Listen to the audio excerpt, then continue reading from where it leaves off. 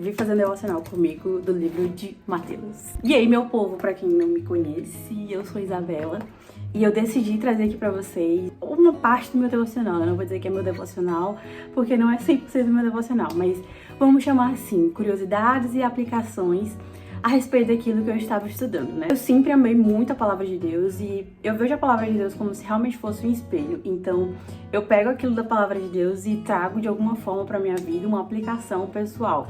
E esse ano eu senti de Deus, né, de me aprofundar um pouco mais e trazer, né, para as pessoas que me acompanham, para as meninas que me acompanham, um pouco disso, sabe? Eu até ouvi uma frase do Douglas, do Jesus Cop, Douglas Gonçalves, que ele falou assim: às vezes é os nossos 5 pães e 2 peixinhos que Deus quer multiplicar. Então, é um pouquinho do que a gente tem, que a gente vai compartilhando e de alguma forma abençoando a vida de outras pessoas, sabe? Vai alimentando outras pessoas e quem sabe até uma multidão. Então, vamos lá pro vídeo, que é o que importa de fato. Eu pensei em começar pelos evangelhos porque é uma parte muito legal e é uma parte que todo mundo gosta de ler, né? Então vamos lá começar pelo livro de Mateus, que foi um livro segundo Mateus, né? Algumas pessoas falam que ele foi o autor, não necessariamente confirma a autoria dele porque não tem nada registrado, né?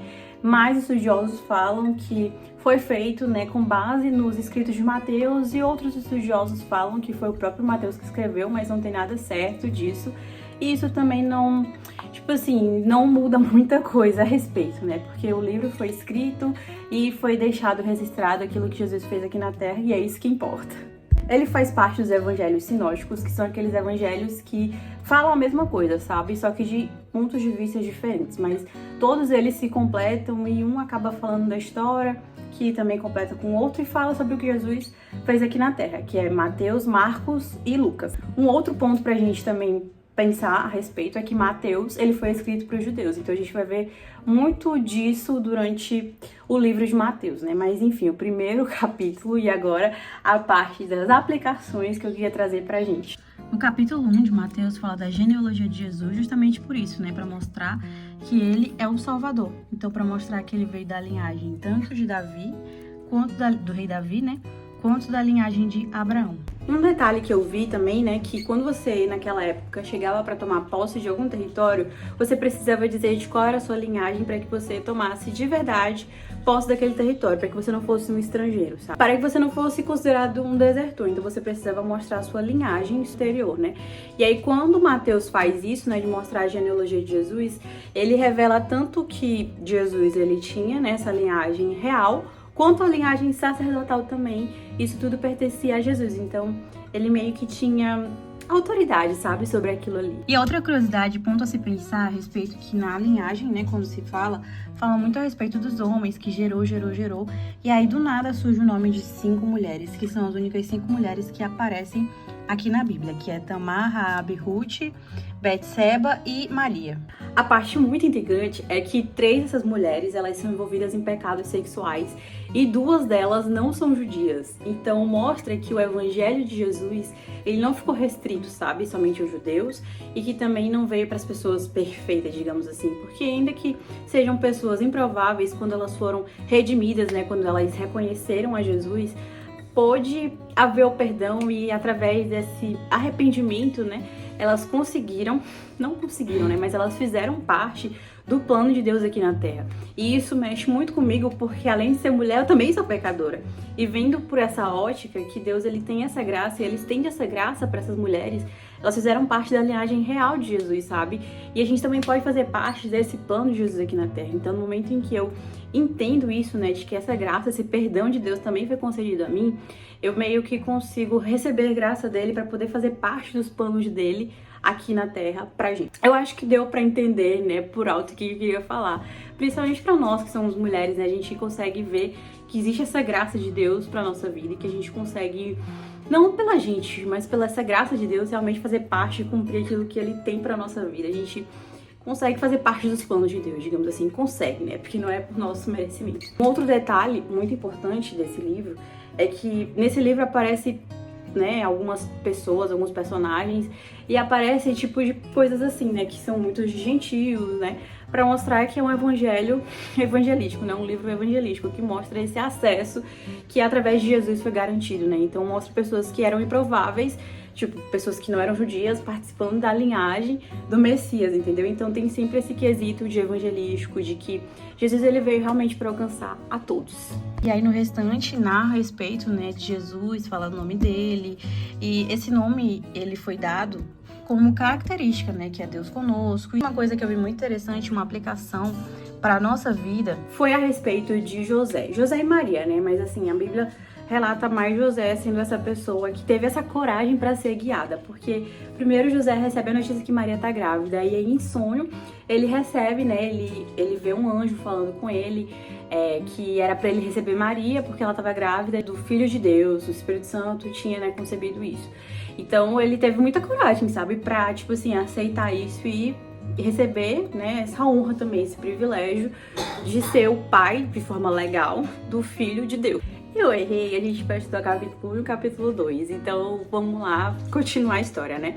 Porque essa parte que eu queria falar a respeito de José também tá no capítulo 2 e nos demais, mas mais um capítulo 2 que fala, né, depois do que Herodes fez, que ele foi perseguir, né, as crianças, os meninos que tinham menos de 2 anos e tudo, e nessa época, José, mesmo estando com medo, mesmo estando amedrontado, ele não ousava fazer as coisas sozinho, sabe? Ele só ia para os lugares quando o Espírito Santo guiava ele, quando o Espírito Santo despertava ele. Teve uma parte que me chamou muita atenção. Bem aqui nessa parte, ó, quando ele vai pro Egito, ele volta do Egito, porque o Herodes estava tentando matar ele, né, morreu e tudo, aí ele volta pro Egito. O anjo avisa ele para voltar, né, para a terra de Israel. Então ele se levantou e foi para lá, mas ele ouviu que Arquelau estava reinando na Judéia, e ele era filho de Herodes, né? E ele teve medo, mas tipo, não foi pelo medo que ele deixou de ir lá. Aqui na Bíblia fala que ele, tendo sido avisado em sonho, ele se retirou para Galiléia. Então, mesmo ele tendo medo, ele continuou e foi. E ele se permitiu, né? Ele teve coragem para ser guiado, para ouvir realmente os direcionamentos. Ele só se permitiu ir e fazer aquilo que ele estava sendo avisado, sabe? Aquilo que um anjo, um sonho, alguma coisa revelava para ele. E isso eu trouxe para minha vida, né? Porque muitas vezes as situações não são favoráveis, as situações nos amedrontam e a gente acaba tomando decisão pela nossa própria conta e risco, né? E exatamente, pela nossa própria conta e risco, a gente pode na frente sofrer algo. Então é muito melhor você ter coragem para ser guiado e você realmente estar fazendo aquilo que Deus quer que você faça do que você tomar as suas próprias decisões, digamos assim. Então essa questão de José me confronta muito, porque numa situação dessa eu faria aquilo que eu acharia melhor, né? E não aquilo que estava sendo guiado.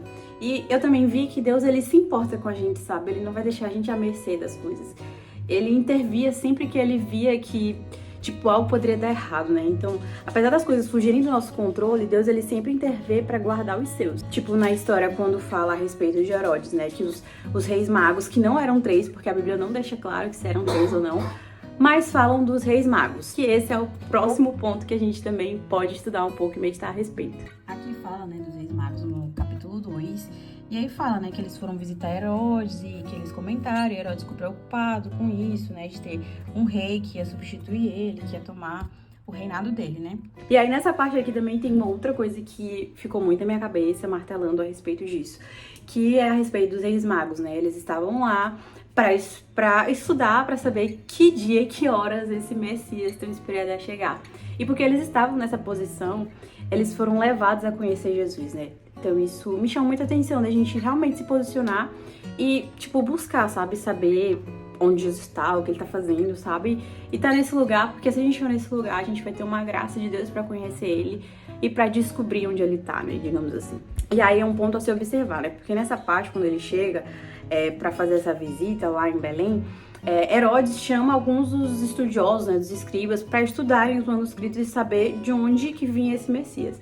Então aqui tem 3 tipos de pessoas que estudam a Bíblia, né? O primeiro deles é Herodes, que estudou para fazer algo ruim, né? Porque depois que ele estudou e soube onde era, ele mandou matar as crianças, né? Os que tinham 2 anos por ali, mandou matar todos os meninos.